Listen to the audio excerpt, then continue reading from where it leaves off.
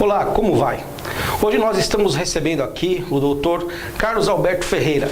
Ele é advogado, é casado, formado na Faculdade de Direito do Mackenzie. Ele foi líder estudantil e até 1974 ele participou ativamente de todos os acontecimentos públicos estudantis que houveram em São Paulo. Inclusive o Dr. Carlos Alberto Ferreira, ele participou da famosa Batalha da Maria Antônia. Dr. Carlos Alberto Ferreira, como vai, senhor? Muito obrigado, Júlio, pela apresentação. Tudo bem, tudo bem. Estou aqui à sua disposição. Então, nós vamos falar hoje, doutor, queremos a sua opinião e a sua experiência histórica a respeito da atual situação do governo Dilma Rousseff. A nossa presidente, ela atingiu, no início da última semana, uma marca histórica. Hoje ela possui 40 pessoas compondo o seu ministério. É uma marca histórica e surpreendente.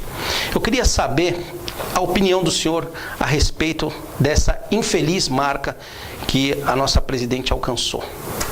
Você veja uma coisa, você com 40 ministérios é absolutamente desnecessário. Acho que o Brasil com 15 ministérios, 16, é limite, não precisa de mais. Mas ela precisa acomodar essa quadrilha toda que se instalou lá em Brasília, né? Esse pessoal todos. Eu vejo assim como uma quadrilha, porque já foi acusado pelo Procurador-Geral da República. Já estão até condenados. É uma piada você dizer a mim que o PP, que é um partido de direita, está junto com o PT no governo, usufruindo de um ministério, secretarias, enfim. Isso tudo é um gasto absolutamente desnecessário. A corrupção do país começa exatamente aí, nesse excesso de ministérios. Para cada licitação que um desses ministérios faz, é dinheiro que sobra para todo mundo. Então é dinheiro para sustentar 22 ou 23 mil vagabundos que estão lá instalados no governo, são os famosos cargos comissionados. E é dinheiro que sai, é dinheiro que vai para a empreiteira, é dinheiro que vai para o bolso, é dólar na cueca. O escândalo todo que o Brasil está assistindo hoje, o PT foi o maior cancro que esse país já teve quando se instalou no governo. Inclusive, doutor, só já te interrompendo, nessa linha de raciocínio, o penúltimo ministério foi criado para o Guilherme Afif Domingos, vice-governador de São Paulo, para atender os interesses do Gilberto Kassab, do PSD, nessa composição política, não é verdade? Montou um novo partido. Se você montar mais um partido daqui a um mês, ela vai arrumar o 41º, e daqui a 2 meses o 42º, e por aí vai. É uma base parlamentar falsa, uma base parlamentar amparada só em dinheiro. Não existe nenhum fundamento nesse parlamento que está aí. Eu não acredito em nenhuma dessas reformas que esse parlamento propõe, nem o executivo. Ninguém, absolutamente hoje em Brasília, tem a mínima condição de propor nada para nós brasileiros. Eu acho que essa moçada que hoje está na rua, ela está certinha. Tem que tirar todo este pessoal de lá. Não a força, a base de arma, nada disso. Tirar na base do voto. Realmente tem que tirar esse pessoal de lá. E eles não precisam fazer, nem devem fazer reforma nenhuma. Devem ser eliminados os ministérios, isso é de imediato. A corrupção cai pela metade. E ela está imensa, né? Nós temos um número aqui, para fazer funcionar esses ministérios, aumentou o número, é lógico, de servidores que foram contratados. Nós temos aqui um valor do contingente de servidores, passou de 809 milhões para 984 milhões. Já os salários, que consumiu 59 bilhões em 2002, 115 bilhões com os valores corrigidos, referente a 2002, hoje são 154 bilhões até agosto. Pois é, você veja, o dinheiro jogado fora. Qual é a utilidade do Ministério da Pesca? Nenhum, zero. Aliás, o sujeito que está lá não deve saber nem pescar. Qual é a utilidade do Ministério de não sei o que ele inventa? O Ministério das Relações Humanas, o Ministério de não sei o que, cota para isso, cota para aquilo, do Ministério para ter cota, nada, não precisa de nada disso. Você com 15 ministérios desse país, você resolve o problema desde que seja gente, primeiro competente, que hoje só tem incompetente lá em Brasília. Não existe ninguém competente. Isso é tudo conversa. Ministro daqui, todo mundo incompetente. O resultado é o que o país, do jeito que está. BNDES, parece agora, está quase quebrado. Imagina, o banco de fomento quebrado. Isso é só no Brasil, né? Só no Brasil. Petrobras, deixou de ser aquela imenso orgulho brasileiro para estar quebrado. Porque está cheio de apaniguado. O presidente não entende nada, o vice-presidente menos ainda, o diretor. É tudo cargo político. Essa história estou colocando técnicos, está colocando quem não tem competência. É tudo conversa fiada. Tudo conversa fiada. E a gente tem um exemplo dos nossos países vizinhos aqui na América do Sul, que olha só, a Argentina tem 16 ministérios, o Chile 22, e a Alemanha, que é a quarta maior economia do mundo, ela tem apenas 16 ministérios. E nós aqui no Brasil, com todos os problemas que nós temos aqui de saúde, de transporte, de segurança, nós temos 40 ministérios. Você sabe que o Delfim Neto contava uma história interessante da época do governo do Médici. Ele foi fazer uma reunião no FMI e foi num avião fretado da FAB.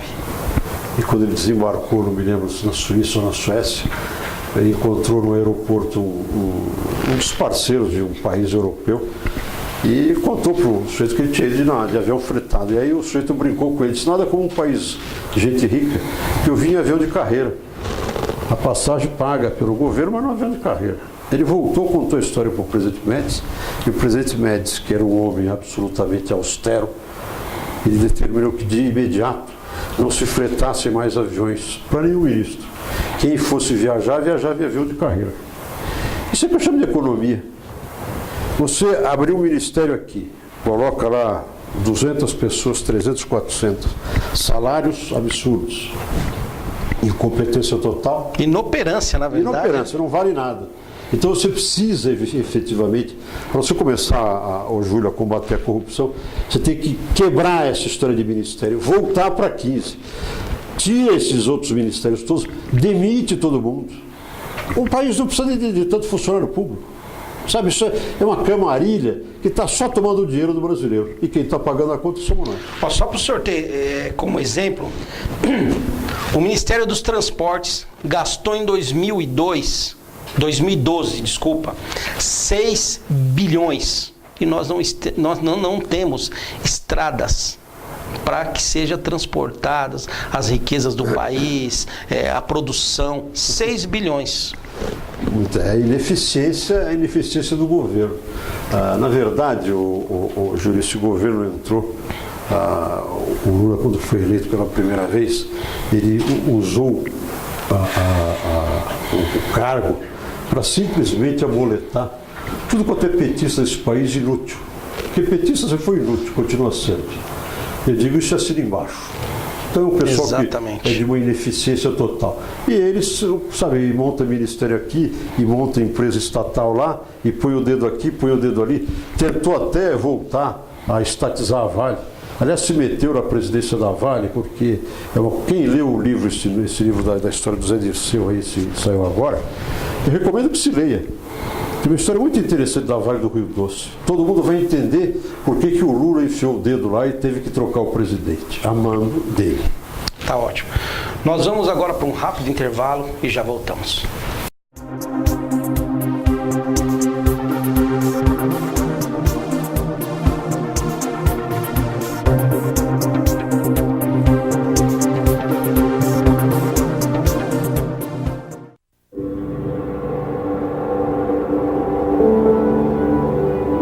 Quando a gente cresce, a gente fica esquisita, né? Um monte de criancinha na rua do meu tamanho, você não faz nada, nem se importa. Ah, já sei. Quando eles crescem, eles marcam o coração. Mostre que você se importa. Adote financeiramente uma criança. Devolva, não use, não tenha. Tire uma arma do futuro do Brasil. Acesse entreguesuaarma.gov.br e saiba onde entregar. Ministério da Justiça, Governo Federal.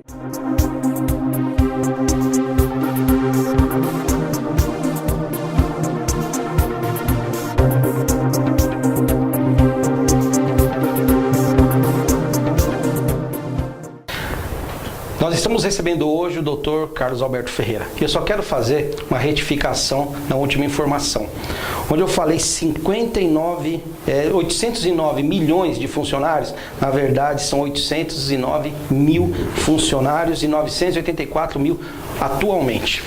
Dr. Carlos Alberto, vamos agora entrar num assunto da época do regime militar.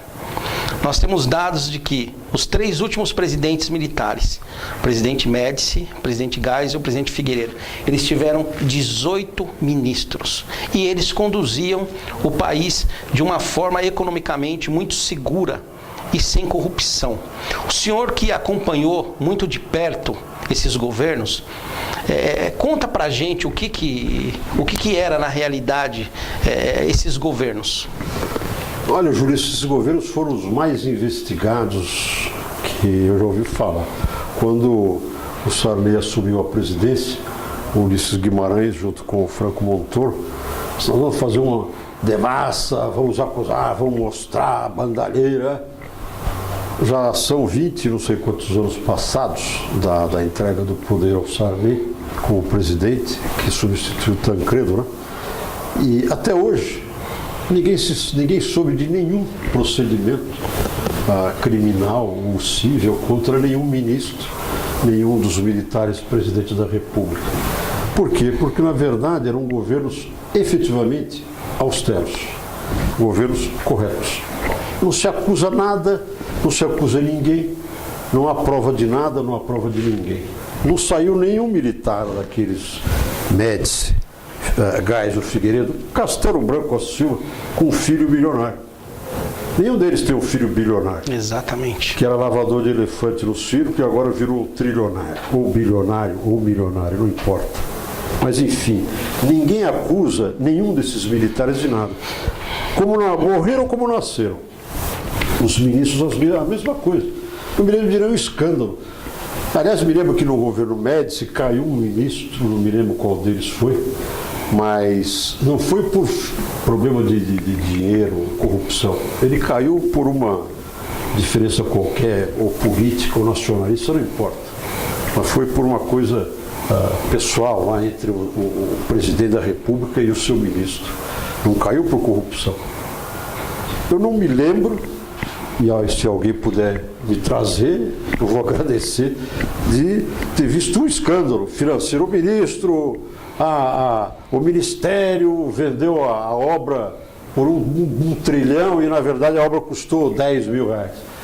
Eu assisti uma palestra outro dia de um general comandante aqui, o militar do Sudeste, o general Demar, onde ele mostrou uma obra feita pelo Exército hoje, nos dias de hoje. A nossa presidente, ela chamou o Exército para fazer uma obra lá em Rondônia. A obra estava orçada em 700 não sei quantos milhões. O Exército fez por 140 e poucos milhões. Ele está correndo o risco de ser processado por subfaturamento da obra. Isso ele falou na palestra dele e todo mundo que assistiu morreu de dar risada. Por quê? Porque aí, em vez de 740 e poucos milhões, custou 140 e pouco. Esse era o custo Brasil do regime militar. O resto que se fala é tudo história. Sabe, essa história com E, não com H. É história.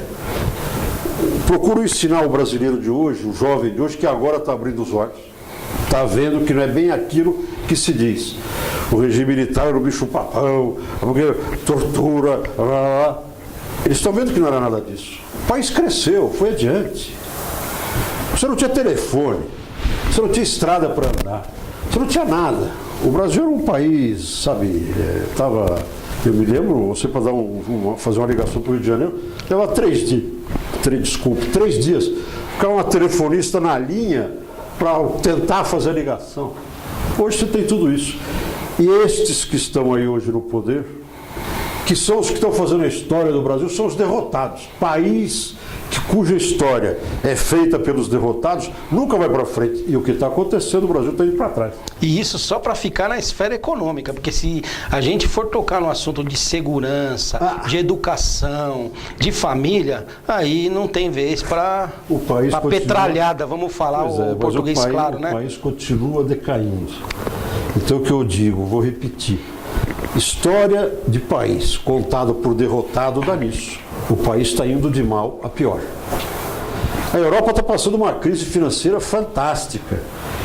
Há algum país europeu indo à falência por corrupção?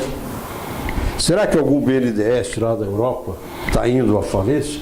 As empresas de petróleo da Inglaterra estão no estado que está a Petrobras? Incompetência pura. Competência. E a incompetência gera a corrupção. E nós temos uma curiosidade. Os presidentes militares tiveram 18 ministros. O Collor teve 12. Teve 12 ministros, o Fernando Collor de Mello. Ele caiu essa estatísticas, né, da quantidade de ministros e talvez seja o número ideal. Porque tem alguns estudos que dizem que um gestor dificilmente ele consegue controlar mais do que 12 pessoas, né? Eu não tenho esses dados, mas deve ser. 12, 15, eu acho que 15 ministérios é o limite para o país. O Brasil não precisa de mais. O mais do que 15 suficiente. ministérios? Suficiente. Porque você fica hoje discutindo o sexo dos anjos. Essa historinha, cota disso, cota da, mas, Júlio, para que isso? Eu fico me questionando. Mas agora o sujeito, como é que ele vai sair de uma faculdade de medicina por cota? Me explica isso. Ninguém consegue explicar. Não consegue. Será que ele vai ter aulas diferenciadas? Professores? É um custo do Brasil, vai aumentar mais ainda. Isso tudo é uma besteira. Precisa de ministério para isso, para bobagem. E o Lula teve, o Fernando Henrique teve, o Itamar Franco teve 22, Fernando Henrique 21, Lula 37, a Dilma completou 40. Mas olha só, o senhor falou lá atrás, os ministérios Agricultura, Pecuária e Abastecimento, que é o Antônio Andrade do PMDB, Desenvolvimento Agrário, Pepe Vargas do PT, Pesca e Agricultura, Marcelo Crivella do PRB. Esses três ministérios não fazem a mesma coisa? Exatamente. E depois temos cidades, Aguinaldo Ribeiro do PP, deveria ser o nosso partido de direita. Desenvolvimento Social de Combate à Fome, Tereza Campelo do PT, Integração Nacional, Fernando Coelho Bezerra do PSB. Também não deveria ser um ministério só para esses três? Eu acho que nem precisava de ministério para esses três. Exatamente. Nem para os 6. Exatamente. Você tem o Ministério do Interior, acabou o assunto. Ele cuida de tudo do país. Pesca, pecuária e os demais, né? Acabou. E olha só, os ministérios criados pelo PT, Cidade, Defesa, Desenvolvimento, Agrário, Pesca e Agricultura, Turismo, Assuntos Estratégicos, Aviação Civil, Micro e Pequena Empresa, Políticas de Promoção da Igualdade Racial, Política para as Mulheres, dos Portos e Relações Institucionais. Na verdade, né, plagiando nosso amigo Boris, é uma vergonha. Nós vamos para mais um intervalo e já voltamos.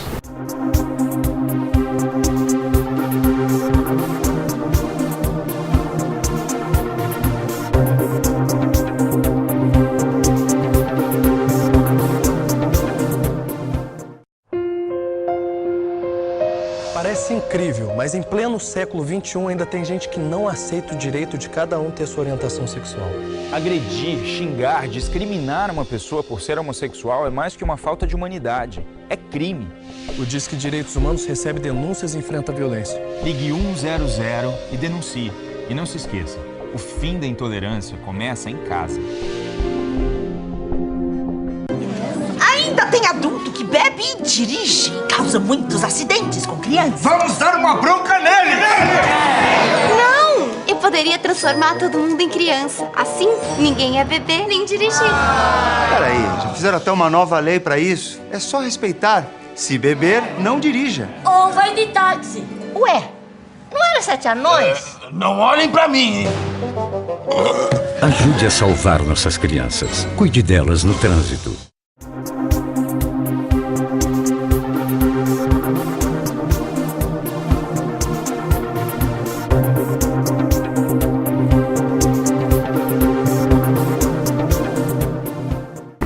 Estamos de volta, Dr. Carlos Alberto Ferreira.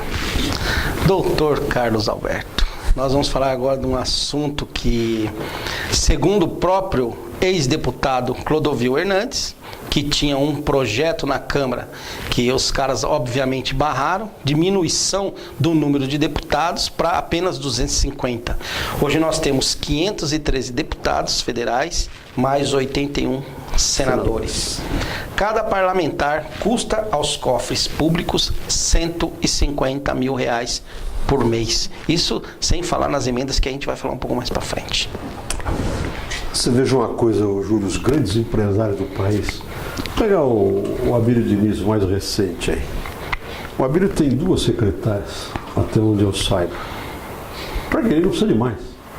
Você pega um deputado desse, custa 150 mil reais. Tem 200 assessores. Para que isso? Vou voltar a dizer, são os ineficientes, fazem tudo que vem pronto do executivo. Eles não fazem nada, absolutamente nada hoje. Só aprovam ou desaprovam o que o executivo manda. Quer dizer, nem a função deles estão cumprindo. Estão lá para ganhar dinheiro. Não mole. Não mole. Então, os 150 mil, para quê? Para que tanto assessor? 10, 12 na base, avião para cá, avião para lá, salário. Devia ir por patriotismo. Eu acho que o legislativo, em todos os seus níveis, federal, estadual e municipal, devia ser na base do patriotismo. O sujeito quer ser deputado, quer ser vereador. Na Suíça é assim, né? Pois é. A Inglaterra até outro dia não remunerava nenhum deputado. O deputado, lá, sei lá como é que se qualificam lá, enfim, não tinha o salário. Não havia um escândalo na Inglaterra. O sujeito caía lá no ministério, o primeiro-ministro caía porque ele era... porque ele saiu com a mulher do vizinho, ou porque ele era homossexual, não importa. Mas não caía por corrupção. Não caía por escândalos. Mas o salário do deputado não é nada. São 26 mil reais. Isso aí, se for somado, isso não é nada. Então, o problema é o restante de 150, você tira 26, sobra 124. O problema é 124. E mais do que isso, cada deputado ele tem 15 milhões de reais por ano de emenda parlamentar. Para ele para favorecer os municípios, para poder fazer campanha eleitoral. Isso gera, onera os cofres públicos de salário. Só apenas do salário e gabinete de cada parlamentar. 89 milhões por mês. 1 bilhão e 69 milhões por ano. É o que custa cada deputado. E 4 bilhões 276 milhões e 800 mil reais por mandato. E quando a gente chega nos dados e nos valores das emendas parlamentares, aí é um absurdo, doutor. 15 milhões por ano para cada deputado. São 8 bilhões 910 milhões por ano para todo o parlamento. E 35 bilhões 640 milhões por mandato. O que dá para fazer com esse dinheiro, doutor? Você veja, esse dinheiro é nosso. Isso tudo são os impostos. O Delfinato diz uma coisa muito interessante. O governo não gera recursos, ele administra os recursos que são nossos. Então, nossa, é isso que eu digo. Essa garotada que está na rua está dando um tremendo exemplo para o resto do país. Ele está sentindo que o que ele paga para o governo é mal aproveitado, mal usado, mal utilizado. Por que o deputado custa tanto? É uma ineficiência da administração do país. O grande exemplo é esse. Você não precisa ter um parlamento desse tamanho. Essa é a segunda fase da corrupção, que gera a corrupção do país. É a segunda fase. A primeira, eu já disse, são os ministérios em excesso. Essa segunda fase é o Congresso. Então, acho que essa garotada ela tem que cuidar disso mesmo, olhar. A corrupção está lá em Brasília, começa nos ministérios, passa pelos políticos e vai embora. É um sorvedouro do dinheiro público, é um sorvedouro dos impostos. Não é fácil, vai aumentando o número dos senhores que pagam. O que paga o presidente de imposto? Nada. Acho que nem imposto de renda ela paga, porque ela nem deve usar o dinheiro dela, porque todo mundo paga tudo para ela. Agora vai sair, vai a um restaurante, o dono vai cobrar a conta dela? Não vai. Então eles não usam, eles não têm as dificuldades que nós, o povo brasileiro, tem. O senhor falou dessa garotada hoje que eles estão na rua. O senhor foi um ativista em 64. Como eu disse no início, na sua apresentação, o senhor participou da Batalha da Maria Antônia. Fala para nós, para os nossos telespectadores, como que era naquela época toda essa questão de manifestação dos jovens. Eu disse uma vez numa palestra que eu estava fazendo a respeito da Revolução de 64, dos estudantes de direita, e fui questionado por um jovem, disse, como eu nunca ouvi falar disso? Eu disse, mas meu amigo, é que você nunca prestou atenção, não leu para saber a verdade. Eu fiquei sabendo outro dia que em 1968 nós tínhamos 235 mil universitários. Eram da esquerda, comandada pelo Zé Dirceu, pelo Vladimir Palmeira e pelo Luiz Travassos, uns 5, 6, 10 mil universitários. E os outros 230 e não sei quanto. Eram de direita. Apoiavam o governo. Essa batalha da Rua Maria Antônia famosa, eu fiquei 2 dias dentro da universidade, ela se originou de uma semana antes. É coisa de estudante, era briga de estudante, a história que teve lá, o CCC, que deu tiro e tal, tiro levamos nós. Esse livro do Zé Dirceu aí, que foi editado agora, ele conta a história que o Zé Dirceu pediu socorro para o Marighella e ele levou para dentro da USP os terroristas para dar tiro na gente. E deram. E nós revidamos. Então a história de CCC é tudo história. Essa famosa batalha. Ela começou uma semana antes, que o Mackenzie convidou um coronel norte-americano chamado Major Chandler, fazer uma palestra no Mackenzie. E na noite de quarta-feira, queria fazer a palestra, o Mackenzie, no período de saída do pessoal da tarde e chegada do pessoal da noite, o senhor Luiz Travassos invadiu o Mackenzie com a corja de covardes lá da USP e quebrou lá, depredou o auditório. Questão de segurança, o major não foi fazer a palestra. E depois de um mês, foi assassinado pelos terroristas comandados pelo seu Marighella, que hoje virou herói nacional. Quer dizer, história de derrotado é isso. Até bandido vira herói nacional. Mas enfim, a guerra da Rua Maria Antônia não foi porque nós jogamos ovo naqueles vagabundos que estavam fazendo pedágio na rua, não. Ela começou por isso, eles invadiram o Mackenzie. E uma semana depois nós simplesmente revidamos. Invadimos a faculdade deles e eles se mudaram de lá. Essa é a história. E os estudantes, é bom que se saiba, apoiavam na sua esmagadora maioria o governo militar. Essa é a história, Júlio. Ótimo. Nós estamos chegando ao final do nosso programa hoje. Dr. Carlos Alberto, deixa a sua mensagem para o nosso telespectador, da sua experiência, da sua opinião e daquilo que o senhor tem como expectativa para o nosso país. Eu vejo o seguinte, eu vou convocar os jovens, não preciso convocar, que vocês já estão convocados, vocês já foram às ruas, continue. Se vocês não forçarem a presidente a diminuir drasticamente o número de ministérios, vai ficar tudo do mesmo tamanho, meu filho. Vai ficar tudo exatamente como está. Convoco vocês, vão às ruas. Se eu fosse 20 anos mais novo, eu estaria com vocês na rua. Mas o meu filho está com vocês na rua. Ele está me representando a minha família.